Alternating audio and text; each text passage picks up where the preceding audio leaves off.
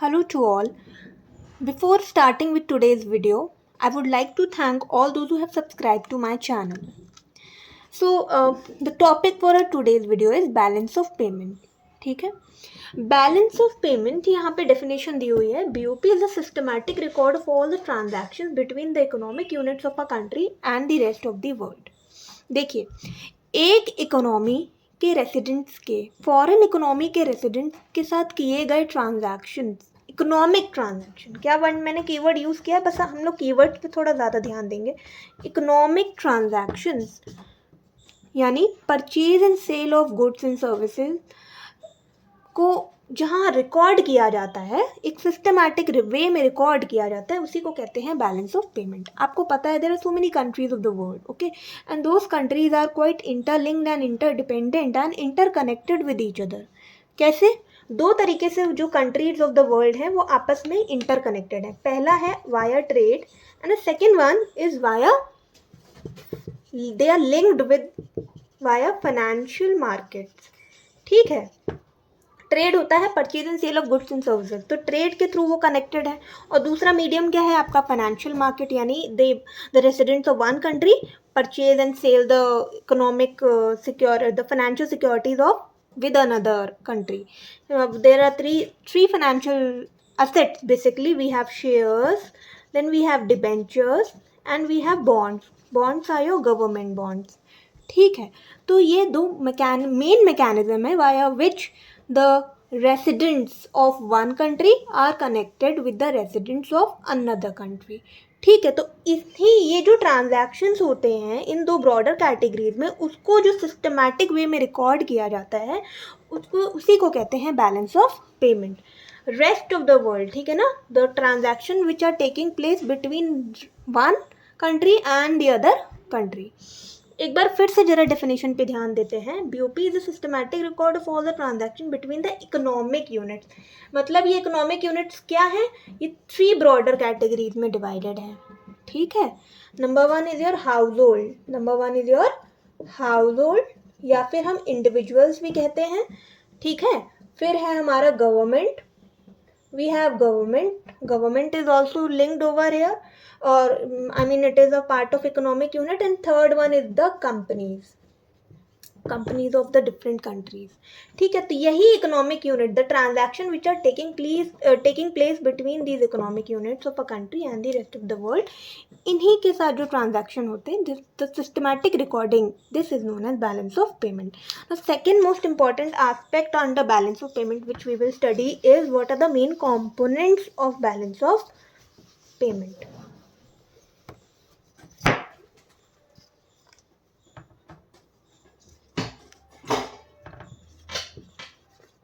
Components of BOP. ठीक है, three main components हैं हमारे BOP के.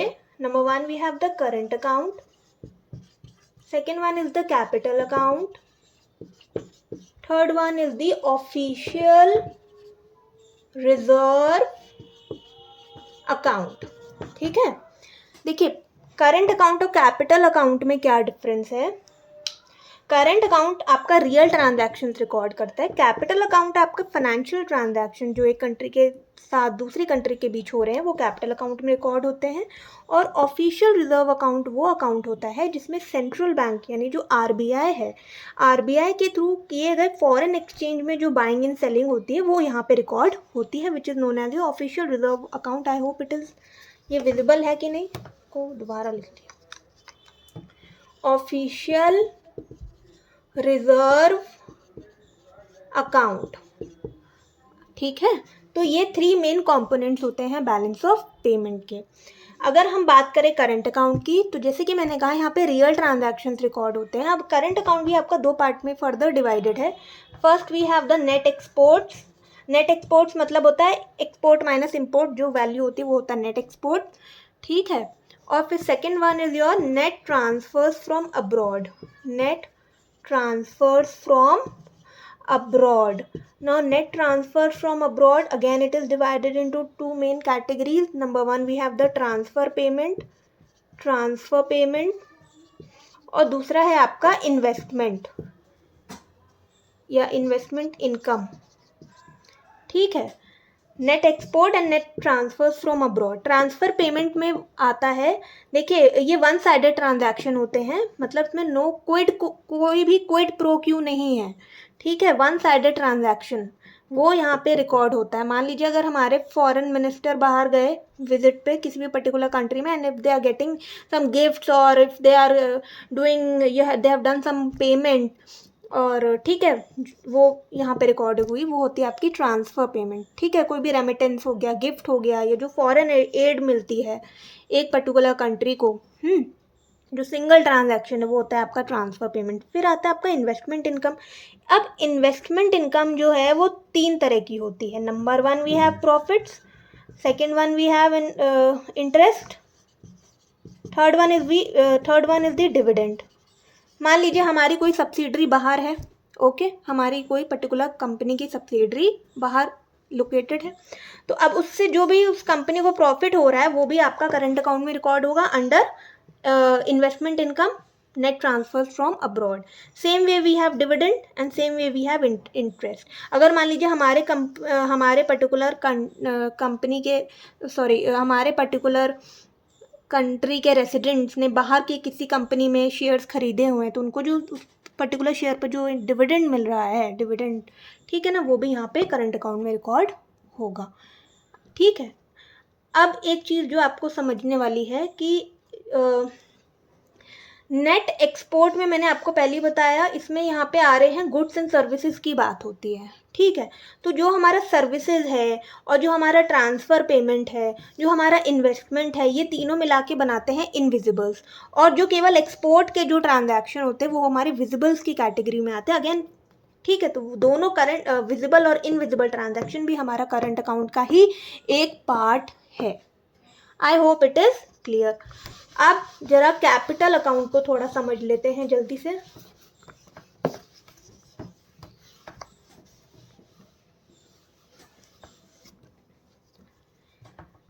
कैपिटल अकाउंट, जैसा कि मैंने आपको पहले भी बताया, इसमें केवल फाइनेंशियल एस्पेक्ट वाले ही ट्रांजैक्शंस रिकॉर्ड होते हैं, मतलब जितना भी inflow and outflow of capital है, दैट इज़ जो भी फॉरेन एसेट्स या लायबिलिटीज़ जो रिकॉर्ड होती हैं वो इस पर्टिकुलर अकाउंट में आती हैं। इसके भी 2 मेन कंपोनेंट्स हैं। First we have the foreign investment, second one we have the loans, ठीक है। फॉरेन इन्वेस्टमेंट आपका 2 पार्ट में आ रहा है, FDI एंड FII, या हम फॉरेन FPI भी कहते हैं, फॉरेन पोर्टफोलियो इन्वेस्टमेंट। और लोन्स में हमारा बेसिकली ECB रूट आता है, एक्सटर्नल कमर्शियल बोरोइंग, यानी जो भी डेट रिलेटेड इंस्ट्रूमेंट्स हैं, डेट क्रिएटिंग इंस्ट्रूमेंट्स हैं, वो हमारे लोन्स की कैटेगरी में कैपिटल अकाउंट के अंडर रिकॉर्ड होता है, ठीक है। FDI जो है आप बहुत ही कॉमन टर्म है, सभी ने थोड़ा बहुत सुना होगा, फॉरेन डायरेक्ट इन्वेस्टमेंट, ठीक है। जब एक पर्टिकुलर कंट्री दूसरे कंट्री के पर्टिकुलर सेक्टर में इन्वेस्ट करती है under the guidelines of RBI, that is your FDI, ठीक है। और FII ये हमारा हॉट मनी होता है एक तरीके से, means any time they can withdraw the money and they can leave the economy whenever the particular investor wishes to do so. तो ये होता है, इसका फुल फॉर्म होता है फॉरेन इंस्टीट्यूशनल इन्वेस्टमेंट या फॉरेन पोर्टफोलियो इन्वेस्टमेंट। ये country के स्टॉक मार्केट में इन्वेस्टमेंट होता है, उसी को कहते हैं फॉरेन पोर्टफोलियो इन्वेस्टमेंट, ठीक है। तो इन शॉर्ट अगर हमें समझना हो कि कैपिटल अकाउंट क्या है, कैपिटल अकाउंट होता है रिसीट, लिख दूं मैं, capital account is equal to receipt from sale of domestic assets minus expenditure on buying foreign asset. Ignore my handwriting at this point of time, okay? तो ये होता है हमारा कैपिटल अकाउंट। लोन्स मैंने आपको पहले बताया, मतलब एक्सटर्नल कमर्शियल बोरोइंग, जब हमारे कंट्री के रेसिडेंट बाहर से लोन बोरो कर रहे हैं वो ECB में आता है, एक्सटर्नल कमर्शियल बोरोइंग, वो लोन की कैटेगरी में आएगा अंडर कैपिटल अकाउंट, ठीक है।